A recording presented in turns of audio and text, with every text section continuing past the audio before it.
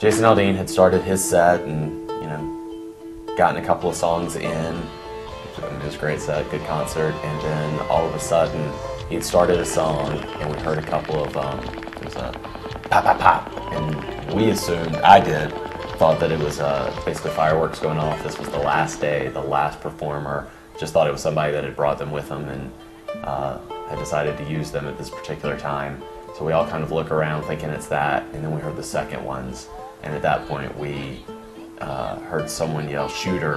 And at that point, essentially, we were about 15 feet from the stage, and all of us just fell to the ground. And it's like sardines in a can, just all of us threw Emily down, got on top of her, other people were covering loved ones, and it would just continue, just pop, pop, pop, pop, pop, pop, pop, pop, pop, pop, pop, pop. One of the gentlemen that was next to us, when there was the break, said, "Get over the barricade, get over the barricade."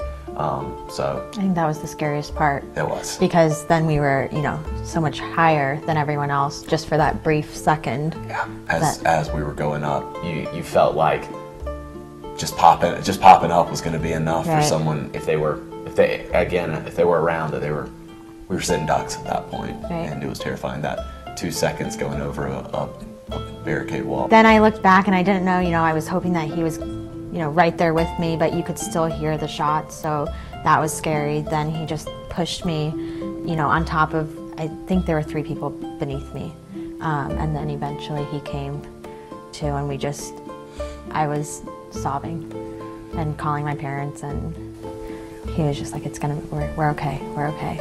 Once we got past the backstage area, we just sprinted. And you could see all the undercover people, they had all their guns out. And when you first saw them, you didn't know who they were. So I almost thought, okay, here it is, we just ran into them. Yeah. But fortunately they weren't.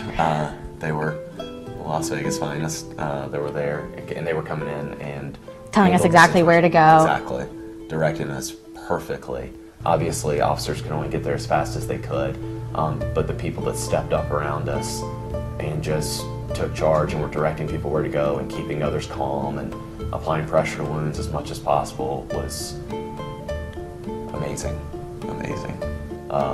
But once we got to the backstage area, like I said, the shots were still going at that time, and so we just stayed as absolutely low as possible. Embarrassingly running around Las Vegas with no shirts on because we had taken them off to try and stop the bleeding. But everyone helping everyone. Someone gave me a shirt. I think I take away from this whole incident is that one single person created this mass chaos, but I saw hundreds and thousands of people helping each other, protecting each other, getting people to safety, providing clothes, providing water. You know, even when we were laying in the casino, everyone's just, "Oh, do you have blankets? Do you have enough blankets? Do you have water? There's coffee, there's cookies, you know. What can we do for you?"